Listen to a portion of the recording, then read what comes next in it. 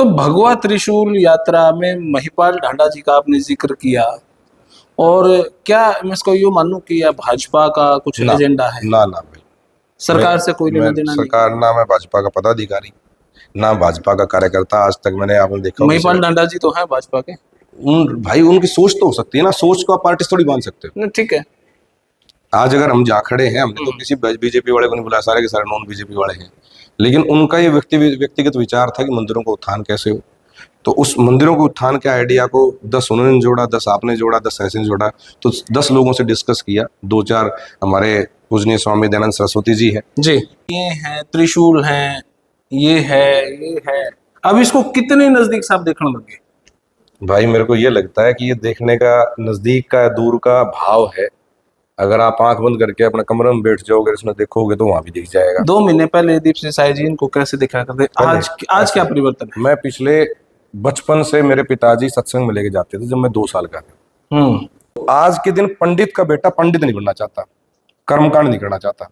वो भी बोलता है कि मैं कर्मकांड क्यों करूं, मेरे पिताजी ने क्या कर लिया जो मैं कर लूंगा। तो अगर आज के दिन यही व्यवस्था रही तो आने वाली पीढ़ियां हवन क्या होता है, पूजा क्या होती है, शिवरात्रि क्या होता है, इसको भूलने लगेंगी। गायत्री मंत्र भी याद नहीं होता। नहीं होता। आज के दिन क्रिसमस का जो टाइम आता है तो हमारे बच्चे भी सेंटा क्लॉज बने घूमते हैं। जब दिवाली का टाइम होता है तो पटाखे चला रहे होते हैं, दीवा लगाते हुए दीवे को हमने मोमबत्ती से रिप्लेस कर दिया। तो वो एक तरह से सिर्फ और सिर्फ जन जागरण के लिए हमने भगवा त्रिशूल यात्रा निकाली है कि 108 मंदिरों में हम प्रयास करेंगे कि त्रिशूल लगा के जो 4-5 चीजें हैं कि युवाओं के लिए वहां पे वाईफाई लगवाएं, प्रोजेक्टर लगवाएं, सोलर लाइट लगवाएं, ताकि जो भी नजदीकी सबसे बड़ा धाम हो उससे सुबह शाम की आरती तो शुरू हो जब तक पंडित जी नहीं बैठते। कई बार ये जिक्र चला भाई गुरुकुल है, मंदिर है, इनकी बजाय हॉस्पिटल हो, स्कूल हो, या हॉस्पिटल में मंदिर नहीं होता? नहीं होता है। तो जब सबसे पहले जब आप हॉस्पिटल में जाते हो, मैदानता में बच्चों के रोजगार की बातें करें, मैं वही बोल रहा हूँ, जब अगर आज रोजगार पैदा करना है, आप घर पे जो अगरबत्ती लगाते हो आपको क्या पता किसने बनाई है वो। तो अगर आपको ये पता हो कि ये लोग, ये माताएं बहनें गांव में मंदिर में बैठ के अगरबत्ती बनाती है, तो वो अगरबत्ती आपका पूरा गांव खरीदेगा, 10 लोगों को रोजगार मिल गया। तो भाई हमारे साथ हैं दीप सिंह जी। भाई साहब प्रणाम, जय हिंद, नमस्कार। जय हिंद, नमस्कार, हर हर महादेव। कैसे हैं भाई साहब? एकदम फर्स्ट क्लास भाई। भगवा त्रिशूल यात्रा क्या शुरू कर दिया है भाई? क्या मामला है? राजनीति नहीं है या कुछ, मतलब क्या चीज है? क्योंकि हम जिस दीप सिंह से मिला कर, तो वो एक अलग पर्सनैलिटी थी, अलग बिजनेसमैन था, अलग सोच का था। आज कुछ दीप सिंह ये माड़ा वाड़ा और माड़ा मुड़ा तो भाई 12 ज्योतिर्लिंग थारे भाई वर्गे भाई ने अपराधी। या आज हमने वीडियो दूंगा जी, कैलाश गिरी जी महाराज ने गए थे, उन्होंने देख के उन्हें अपराधी। उसको अपराध दे तो सम्मान तो अपना करें, खंड का कोई दे दे या माड़ा कोई अपराध दे तो रखना अपना दायित्व बनता है। बिल्कुल बिल्कुल। तो ये तो सम्मान है, थारे वर्गे भाई ने दिया, ले लिया जी। मैं वो दीप सिंह हूँ, पहले भी बिजनेसमैन था, आगे बिजनेसमैन हूँ जी ना। सोच ले कि इस कुछ स्टेबिलिटी आ रही है। हाँ, थोड़ी सी लग गया कि हाँ बचपना खत्म हो गया, आगे बढ़ने का टाइम। तो जो ये है त्रिशूल है, ये है, अब इसको कितने नजदीक से आप देखने लगे?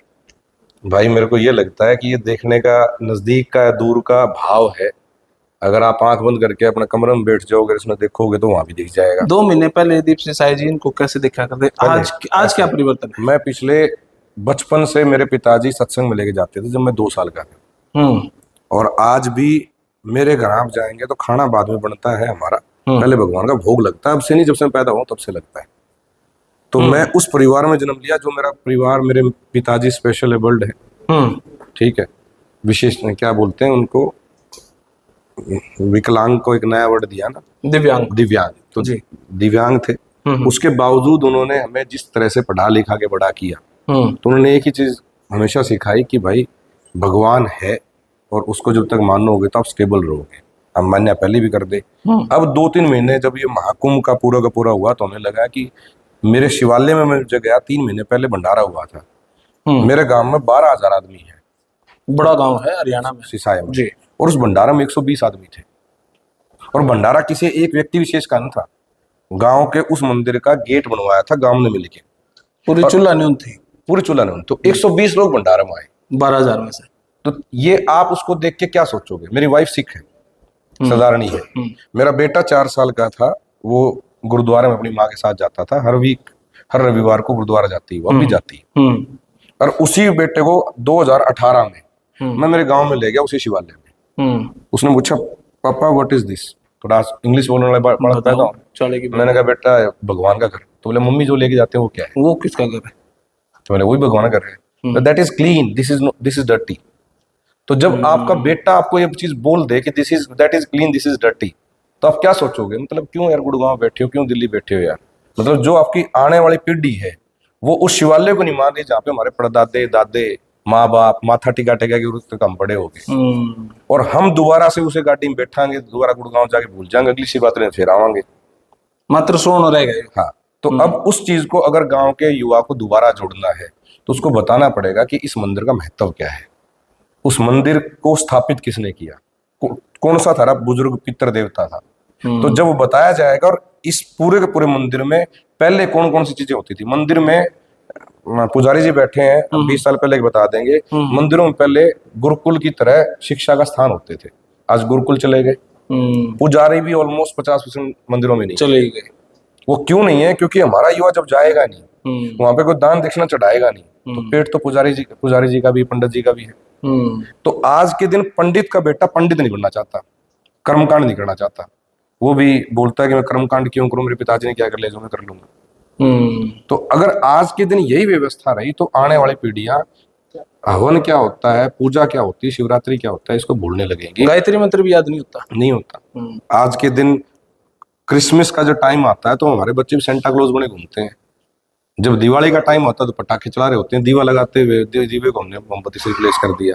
तो वो एक तरह से सिर्फ और सिर्फ जन जागरण के लिए हमने भगवा त्रिशूल यात्रा निकाली है कि 108 मंदिरों में हम प्रयास करेंगे कि त्रिशूल लगा के जो 4-5 चीजें हैं कि युवाओं के लिए वहां पे वाईफाई लगवाएं, प्रोजेक्टर लगवाएं, सोलर लाइट लगवाएं, ताकि जो भी नजदीक की सबसे बड़ा धाम हो उससे सुबह शाम की आरती तो शुरू हो, जब तक पंडित जी नहीं बैठते प्रोजेक्टर के ऊपर। वाईफाई और सोलर लाइट लगवा दोगे, जो युवा साथी जो पढ़ना चाहते हैं आगे पढ़ सकते हैं।